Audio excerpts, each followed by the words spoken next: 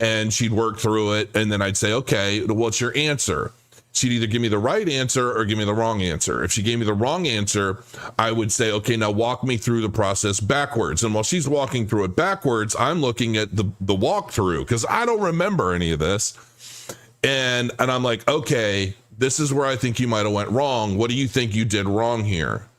And then she went through it and she'd have, oh, I see what I did. And then I'd say, okay, rework it and get me the answer. And then she'd get it right. And so I was very impressed, honestly, with how I was able to use ChatGPT to help her work through stuff I just did not remember whatsoever, but do it in a way that empowered me to empower her without giving her the answers. And so it actually helped us quite a bit. And she solved 10 problems and she got her homework done. And then we moved on where I'm working. I'm getting ready to take my family through the Labyrinth RPG game because I've never DM'd a game before. But anyway, and it's like a fun game. If you're trying to find something to do with your family, check out the Labyrinth game. It's like $30. It's a book. It's got a couple dice in it, a bookmark, and it's very easy. And you can, everybody can create a character, and then you walk them through this labyrinth that changes every time you go through it. So anyway, it's just kind of a fun thing that I wanted to do, but I wanted her to get her homework done before we created characters last night, which we did. And it was very, very cool. So anyway, but I'm like, this legacy network it's kind of something to that effect, but it's more general in the sense that it's not necessarily like going to help you with your math homework. But the point is that using applications like this for different use cases, I'm learning is very, very useful and very valuable. And apparently people that are, have been picking up the LGCT token are doing pretty well also. So I was really happy to actually see that because I've been working with them now for a couple of months. When did I start working with them? It was before, it was basically it was before the token launch. So whatever they're doing, I assume they have others that they've been working with that's been helping them. But I would say that, I'd like to see the volume up. And I do think that the volume will increase as more people are using the app and things. So if you've picked up the LGCT token, you're probably pretty happy because it's doing better than most. And it looks like there's a lot more accumulation and things than there are people selling because the volume's not that high. So people could be tanking it, but they're not. They're holding it, which means that the app is actually proving useful for people and they're using the tokens in the app or for app related things. So yeah, kudos. That's really, really cool to see. Now, this is from one of my favorite X users, Dave.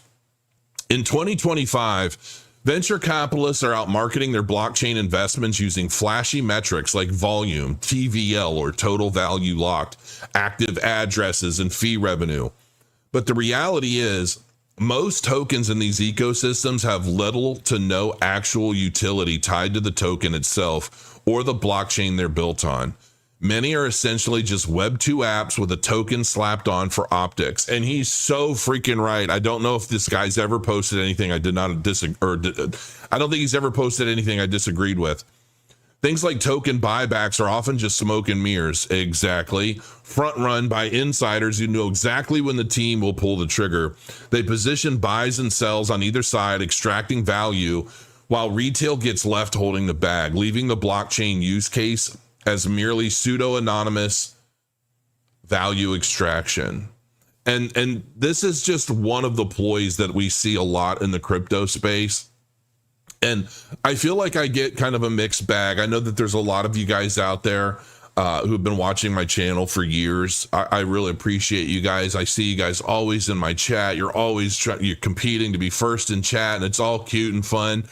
And heartwarming at the same time, because I know that a lot of you guys have been out there really relying on me and trusting me to just give it to you as I do, just give it to you straight. And, as we move through this weekend, I believe we're going to get a pump this weekend, even though everything is coming down right now. And I could be wrong. I'm always right sometimes. I'm not 100% sure what to expect, but the thing that I've been really learning to ignore is unless you're actively day trading, the price action day to day really doesn't mean shit. It doesn't. The only way the price action from day to day really means all that much is if you're trading a shit token on a shit chain that's basically focused around quick turnarounds, quick bucks. And if you are trading one of those types of assets, chances are you're going to get burned no matter what you do. It just doesn't matter. I try to push people into assets. You know what? I shouldn't say that. I try to educate people on assets that I believe are going to stand the test of time and truly outperform the majority over time. I'm not necessarily worried about, I'm going to buy this token today and I'm going to watch every little thing that happens over the next 48 hours because I got to get out. And it's like, if you have to do that in crypto, you're gambling. And gambling, we know how that works for the majority of people. You just don't win.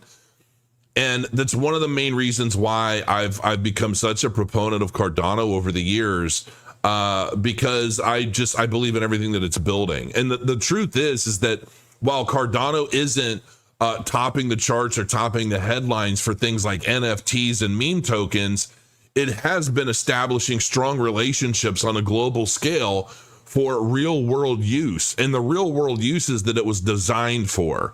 We have all the gimmicks. The gimmicks are fine, but it's never been a focal point for Cardano. And that's really not why any of us are here.